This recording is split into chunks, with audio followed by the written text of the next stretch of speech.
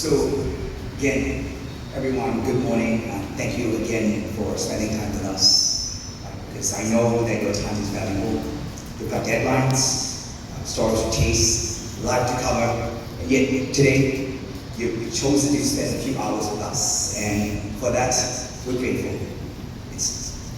You're here not just to talk about, but to hear a story about transformation, a story about people, and a story about what is possible. So the truth is, what is happening here at PCPPI goes beyond what you just saw, machines and metrics. It is about the quiet work of rebuilding something that matters. One route, one delivery, and one sari store at a time. Let me tell you what drives us. It is not just a pursuit of market share or margins.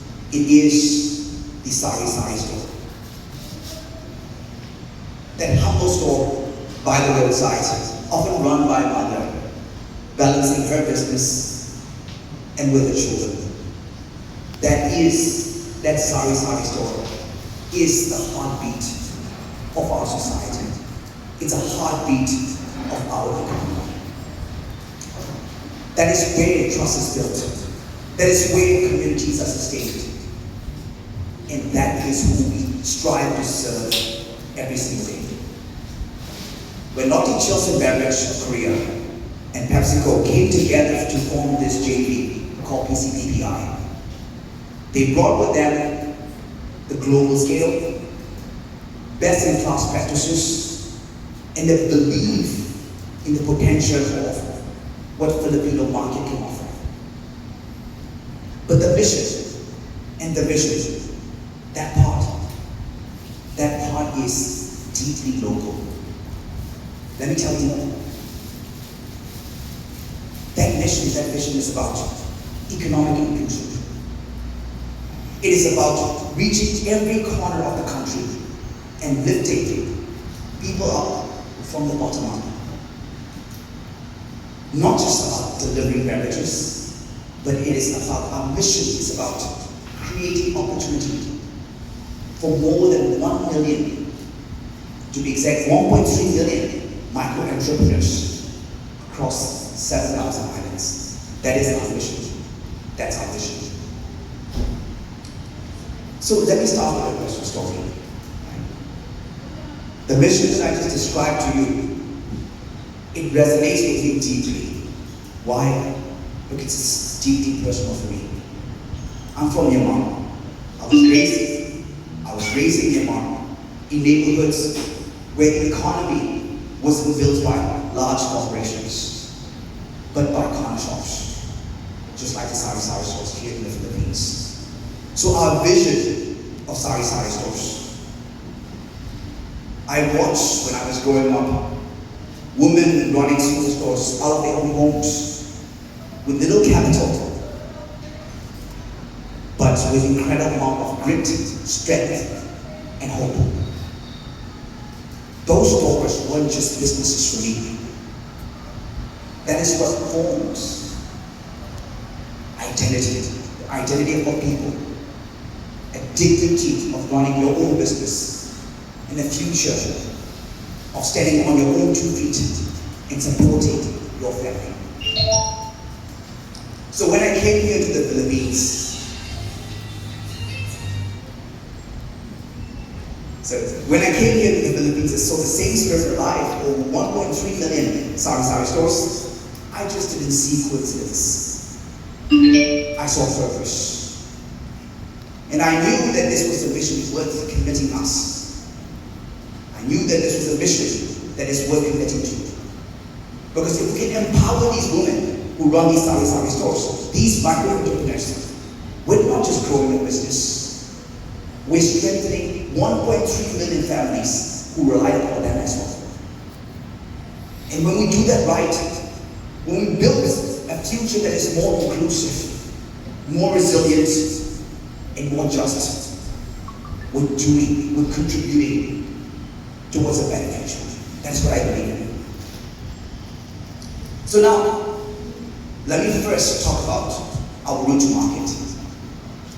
Route to market is the very first step of serving these micro entrepreneurs. Because that's why our transformation journey began where it matters the most, on the ground. We reimagine our route to market. Route to market, and if you take a look at it, it's an industrial jargon. Route to market means how do we, whatever you produce here, how do you make sure that sari stores are able to receive it, right? That's just route to market, right? But we reimagine our route to market, the process I just described to you, not just a delivery mechanism, but as a demand generation engine. We stopped treating our sari stores as what the industry will call last month delivery. And we started treating these women and these sari stores as our first customers. We digitized our route to market infrastructure, so we could serve more sari stores without increasing our cost base. And every peso that we saved from this digitization, we have reinvested. We offer more competitive margins to these sari stores. We are also extending credit so that these sari stores can carry more inventory. We built transparency into our system to make sure that the middlemen are not keeping the credit and the margins that we want to give to the sari stores in their pocket. We are now digitally tracking these promos that we are giving to these sari stores to ensure that these benefits actually reach the people who need them the most, who get other sari stores. Now, when I say this, I sound awfully like an NGO. But that's not how we see this. What we're doing is not a handout. It's a strategy. It's a partnership. It's a partnership where these micro entrepreneurs can stand on their own 2 feet. And we are their partners. And because if these sari stores thrive, so does PCPPI. That's what we believe in. Now we've talked about this route to market, which is essentially how we connect to the sari stores. Now let me talk about the second topic, which is what you just saw. The supply generation, the supply chain. For that partnership that I just described to you, the partnership between PCPPI and sari store, for that partnership to work, supply has to keep up with demand. So we look at our operations, we ask ourselves, how can we make our supply chain more agile, more cost effective, and more responsive to the people that we intend to serve? We made strategic investments, like the high-speed PET lines that you just saw. Right? We're not just installing these high-speed machines, not just here in St. Thomas.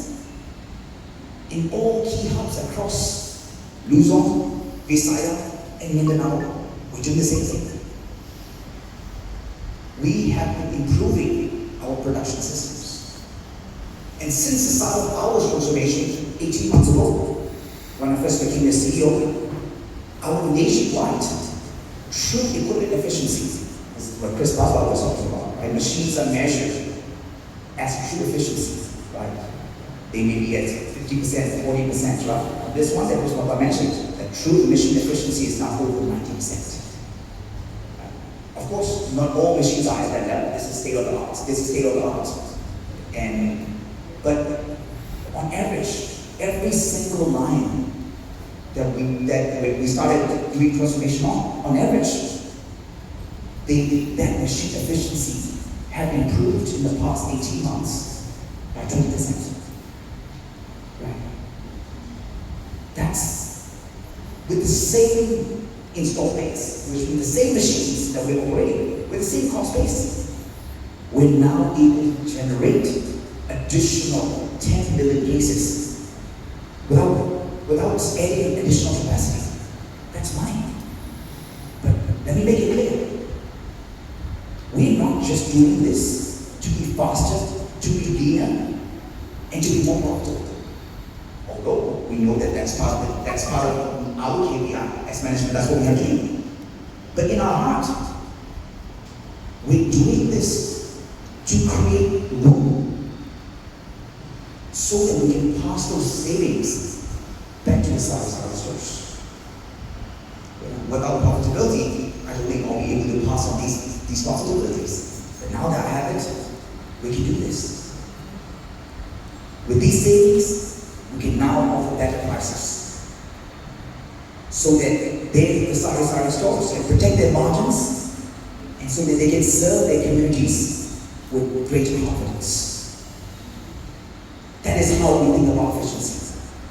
We're not talking about efficiencies purely in efficiencies gains as true machine efficiencies. We are measuring ourselves to see how much of the savings can we give back to the sari stores. Why are we doing this? Because again, let me repeat what I just said. We see our mission and vision as a means to widen the circle of inclusion. That's what we believe in. So now third, let me talk about the organizational culture. Because we all know, true transformation must start from within. When I became CEO, I made a promise to my team to lead differently. Not from the comfort of the HQ, but from the fields, in the trenches, together with our frontliners. In my first 12 months, I visited every single sales region. We have 14 sales regions. And I visited every single plant. We have 11 plants, including sales region of Zamboanga. I was told I'm the first Pepsi CEO to be visiting Zamboanga, and I was told I was the first CEO to be visiting every single sales region. Right? When I made these trade visits, when I made these field visits, I had a chance to sit with our frontliners, and I listened. And most importantly, I learned. What I heard from the frontline staff was honest and sometimes hard feedback. It is about what we see in leadership. It is about what we're not doing right. I had a chance to listen to our teams and learn from them of what are our failings, what are the senior management's failings. I had a chance to learn all those. Because that's exactly what we needed for transformation. I know we have strong people. I know we have strong frontliners. But previously, we had tremendous layers of bureaucracy that slow us down. And that disconnect HQ from what is happening on the ground. I learned during these visits. So, what do? We flattened our organization. We cut the distance between CEO and the frontliners. We gave the business units more autonomy, more freedom. We empowered local leaders to make decisions without waiting for HQ's direction. And we also created a forum for upward feedback. We created quarterly national town halls where everyone, they have a chance to ask any questions they would like. And there's only one thing I tell to them: I will answer every single question. I told them I cannot promise that I will give the answers that they will want to hear, but I can always promise to them, you will hear me giving an honest answer to them. That has changed. We've also introduced 360-degree feedback. Before, it was always your supervisor providing feedback to your team members. Now 360, all of a sudden, CEO is being judged. All the line managers are being judged. So then, directors, all the way up to CEO, we are now on our toes because we are being judged, and we are being judged by our own team members, and our annual bonus depends upon how our teams view us. That's change, and that's change of culture. It's a culture of empowerment. It's a culture of accountability. These aren't just symbolic gestures. These are real changes, and that has made the difference. In 2024, we started tracking something called NPS, Net Promoter Score. Right? We started tracking that.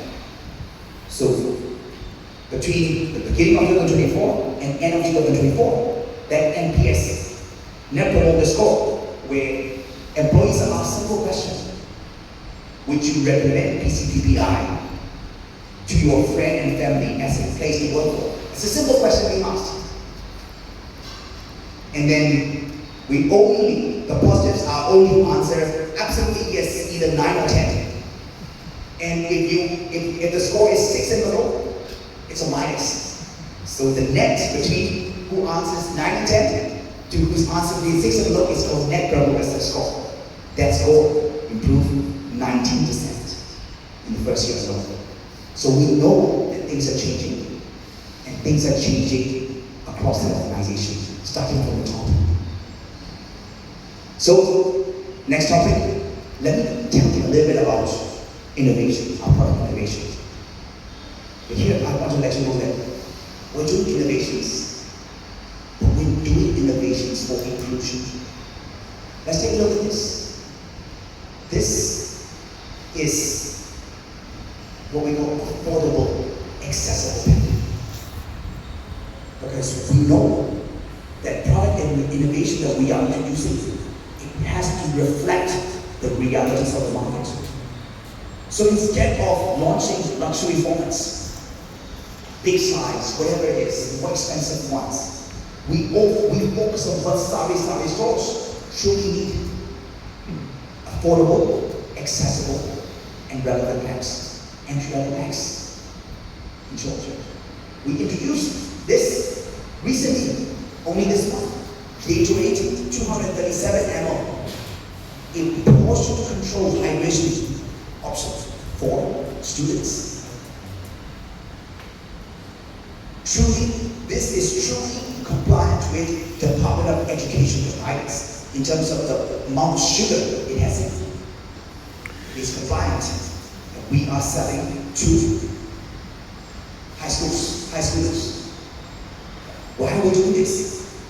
Because we know that when we do innovation, it's not just about having a product. It's about making sure that we are providing healthy options for our next generation. We also launched Gatorade Electrolyte Mix, a 15 peso powder sachet that makes hydration possible for every single household. And we rolled out zero sugar limited, and no compromise towards all health conscious, but also budget conscious consumers. So innovation for us, it isn't about what is new. It is about what is needed. It is about making quality, health-conscious choices available on every shelf, in every barangay, and without pushing anyone away because of affordability. So next topic, I want to talk a little bit about sustainability.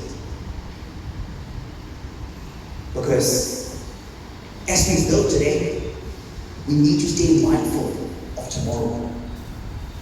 Sustainability is not a buzzword here at PCPPI. It is a responsibility. In our St. Thomas, our plants lead the way with the solar panels, recycled packaging, and world-class food and safety certifications. Across the network of all 11 plants, we are reinvesting in water efficiency, circular economy models, and partnerships that reduce waste and conserve energy. We talked about all these 11 plants having solar panels right within the next 3 months. Because growth that depletes the planet isn't really growth at all. That's extraction. That's not what we believe in. We're here to believe. We're here to build something that lasts. Something future generations can be proud of.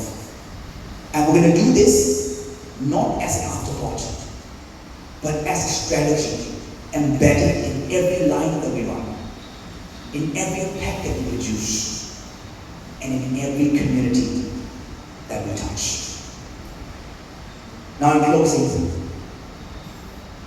this is a story I want to share with you today. It is not just a business story.